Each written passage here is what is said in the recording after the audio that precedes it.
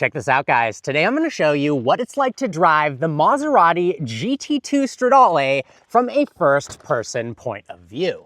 At the heart of the GT2 is a 3-liter twin-turbocharged V6, making 631 horsepower and 531 pound-feet of torque.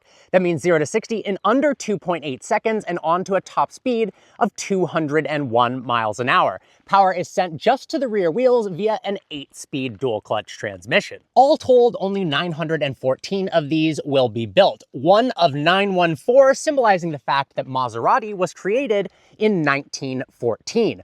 All told, we have a 10 horsepower increase over the standard MC20, which really isn't all that much, 130 pound weight drop from the MC20. But one of the biggest differences, 1,100 pounds of downforce, 3 times the downforce at 173 miles an hour, thanks to this massive 3-position rear wing. We also have a larger rear diffuser. And if we come around to the front of the vehicle, some aerodynamics have been changed up front as well. We have these awesome carbon fiber fender vents to allow turbulent airflow out from the wheel arches to increase downforce. We also have a larger shark mouth front grille for additional cooling and kind of a GT3 RS style S-duct in the front to help extract heat out from underneath the hood, as well as allow air to pass through there, up and over like an S-duct for additional downforce. You have to admit, this is a drop-dead gorgeous car. Now, it's expensive too, starting at $312,000, and specs can approach 400 grand. But literally every angle and all the small details like this little Maserati crown etched into the engine bay cover just come together so nicely. The MC20 already looked phenomenal, but this takes things to an entirely new level. The front end is absolutely menacing. That carbon fiber hood with all the vent work just looks insane. So we still have double wishbone front and rear suspension, but we have 8% stiffer springs in the front and 10% stiffer springs in the rear for better handling on track. If you opt for the performance package, we get Cup 2R tires and new larger carbon ceramic brakes. The brakes were kind of an issue on the MC20. They fixed that in spades on this car.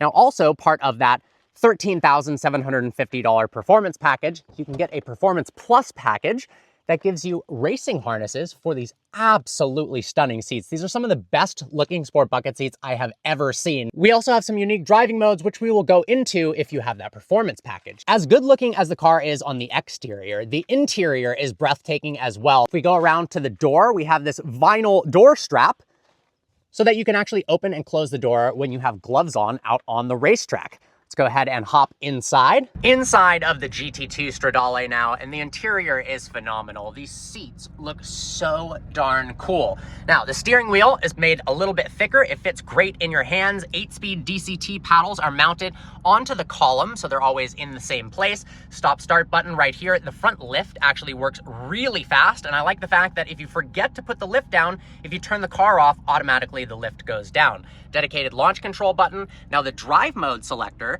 has been moved from over in this area to more front and center with this awesome yellow accents that show drive mode. So we've got GT mode for cruising around, then we've got sport mode. As you can see, the instrument cluster changes slightly. Now, if we put it into Corsa mode, you turn this and hold, you'll get that awesome horizontal instrument cluster that looks really, really cool. Now, because this is the performance package, we have 4 stages of traction control. So if we go ahead and turn this to the left, as the number decreases, it gets more and more driftable and slides more and more easy. Then if we scroll over to the left, you can change the suspension settings from mid, soft, and hard. So if you want it in full-blown Corsa mode, but you want the suspension to not be quite as intense, you can actually do that. Furthermore, down here, we have the drive controls to put the vehicle into reverse. We actually have a very nice high-quality backup camera. The lines turn when you rotate the steering wheel. Down here, we have the window controls, the lock controls, the volume and track select, as well as that 1 of 914 badge and some USB-C ports. And I love those vinyl pull handles to open the door. We also have a very high quality Sonos Faber speaker system and some cool GT2 Stradale badging with that Italian flag. Now, we don't have the best visibility out the back here. So instead of a conventional mirror, we actually have a camera, which works really well. You can actually flip that down, but then you can't see anything whatsoever. If you look over your shoulder, there is some serious blind spots, but with all of the safety systems and the mirrors, you should be relatively good to go driving this out on the road. Shift indicators right here, which we will see out on the road. We've got a really nice multimedia display.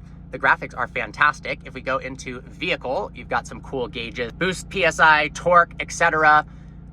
Drag race features, so you can see 0 to 60, temperatures, torque management. I think it's time though to take this out for a spin. Behind the wheel of the GT2 Stradale. And this thing is actually a riot to drive. The noises it makes are so unique. So I'm gonna get the negatives out of the way first. The V6 doesn't sound all that great, but what it does have is this character to it with the turbochargers that is kind of unlike any other current production supercar. So listen to the sound it makes when I let off. You got the turbo wastegates opening, but if you hit an upshift and then let off, it just creates this whistle that I've never experienced before. Let's get a little pull in. I love the shift indicators. So yes, I do wish the exhaust note was a little louder, had a bit more character. And it's possible in a V6, as they've proven with the 296, but imagine this thing with a twin turbocharged V8. That is what it is asking for. Now, the chassis feel is phenomenal. It feels incredibly balanced. The suspension feel is fantastic. The steering feel is fantastic. I think they knocked it out of the park on some of the hardest elements to do in a car. It's stunning to look at. The steering feel is brilliant. It's nicely weighted. And then the chassis is fantastic as well. It just needs a little bit more horsepower and a little bit more sound, and maybe a slight price reduction, and this thing is just an absolute monster.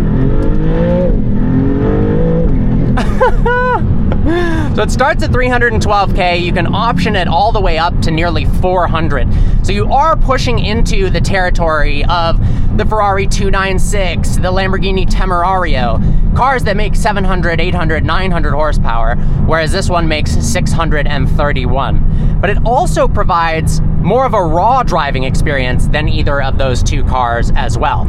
Speaking of raw, the suspension is super firm in Corsa mode, which personally I really like, but let's go ahead and drop the suspension mode into soft and then keep the transmission and engine response in Corsa so we can get a little bit more compliance out here on the road. Visibility over the front, out the front windshield is really good. It's a little bit hard to figure out where you are if you look over your shoulder, but the car is very easy to drive, to be honest. So if we roll down the windows here, we'll get even more turbo flutter right behind my head. Oh my gosh. I wish we had a bit more of that into the cabin, but you can just open the windows and you've got the craziest noises. That is awesome. Steering wheel feels so good in your hands. I do wish they weren't column mounted shifters. I like when they're mounted to the steering wheel so you're not kind of reaching for a paddle when you're midway through a corner. Wow, that thing is pretty crazy. Headed down one of the craziest roads, Snake, right now. And this will give us a good chance to test out the new larger carbon ceramics, because that was an issue with the MC20. It just felt like it didn't want to slow down as effectively, and they've totally changed that with these brakes. Cup 2R tires have so much grip to them. This thing is so confidence inspiring. Oh my gosh. And it is really fast through the corners. You have so much mechanical grip. Oh, wow. I'm gonna be honest, especially in the canyons, nowhere am I thinking, oh man, I really wish this had 200 extra horsepower. It's mostly just kind of keeping up with the neighbors, you know? If all the other supercars have hundreds more horsepower, it kind of feels like this should too, but it reminds me, in a sense, of the GT3 RS, where you don't really need the extra power. It's got so much mechanical grip and downforce and capability that you'll make up all the time that you lack in the straightaways through the corners. And it actually is a very nice car to drive. These seats, however, they look phenomenal. They're not very comfortable. They're like some of the best looking sport bucket seats I've ever seen. And it feels like they just need to redesign the padding inside of them because they hit my back in a weird place. And I've talked to several other people who have driven this car, and they're not huge fans of the seats over long distances. Great for the track, but if you have to drive this on a semi-regular basis, you can, as standard, get the non-sport bucket seats. Obviously, it doesn't look nearly as cool, but I think they could make them softer for sure. The interior feels really high quality. This car gets a crazy amount of attention. People are like, what is that? That's a Maserati? And it's cool to see Maserati kind of getting themselves back out there with some crazy machines. We need a replacement to the MC12. That would be sick.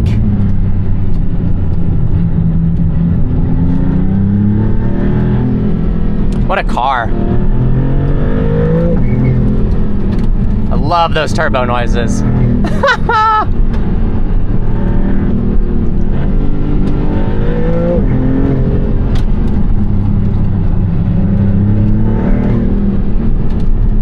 Now there are some distinct lack of creature comforts inside here, although I do get that it is a track-focused car. Although Stradale means street, so they've taken the GT2 race car and then they've converted it effectively into a street car. Well, technically they've taken a street car, made it into a race car, and then back into a street car. You don't have any cup holders in here. For somebody like me, that's not a problem at all. I never drink any drinks in my sports car, but I know some people like to have available cup holders. There's not a great place for your phone. There is a wireless charger up here, but it seems a little bit dangerous. The position could fall out and go underneath the pedals. But you do have tons of space in the rear trunk behind the engine, which is pretty nice. So you could actually take this on a rally. You just have your co-pilot hold on to your phone. Let's go ahead and take it out of Corsa mode. Press and hold. And then we'll take it out of sport, put it into GT mode, and then automatic for that 8-speed DCT. The transmission is phenomenal in this thing. Really smooth when you're just driving it around town, really easy to drive. And then when you put it into Corsa mode, it bang shifts almost like it's an aggressive single clutch. Some really cool transmission tuning. It's got a new transmission tune compared to the MC20. And it just smacks you in the back. And I love that. The shifts are lightning fast, but you also get this added drama, which is just a nice feature. I feel like some of these cars are getting so robotic and so advanced that you're missing some of the drama, and this car really brings in a lot of that drama. If it had a twin turbocharged V8 that screamed, this would legitimately be one of the best supercars ever created. I wonder if it would fit. It doesn't look like it would, to be honest. Well, let's be real. The odds you're driving it in wet mode or GT mode are probably pretty low. I am very impressed, though, how in GT mode, the steering loosens up, the suspension relaxes, and it's infinitely more comfortable than it is in Corsa mode. So you can kind of putt around town. If the seats were more comfortable, you could drive this pretty darn far. And at the same time, it's such a raw sports car. You hear all the rocks tinging against the chassis, which is one of my favorite things. That's how you know they've removed a bunch of sound deadenings. You can actually hear what's going on outside of you. And you feel like you're almost on the track. Sport, press and hold, Corsa mode, and then let's go ahead and reduce the traction control a little bit. 4, 3, let's put it into 2. And then manual mode.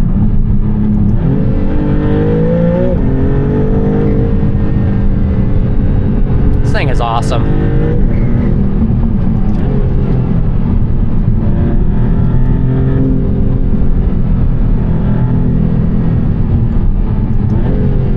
Launch control, click the launch button, floor the brake, floor the gas, and off we go. Wow! Oh, this thing launches like crazy too. Well guys, there you have it. I hope you enjoyed today's video. Like always, please browse the channel and subscribe. I look forward to seeing you next video.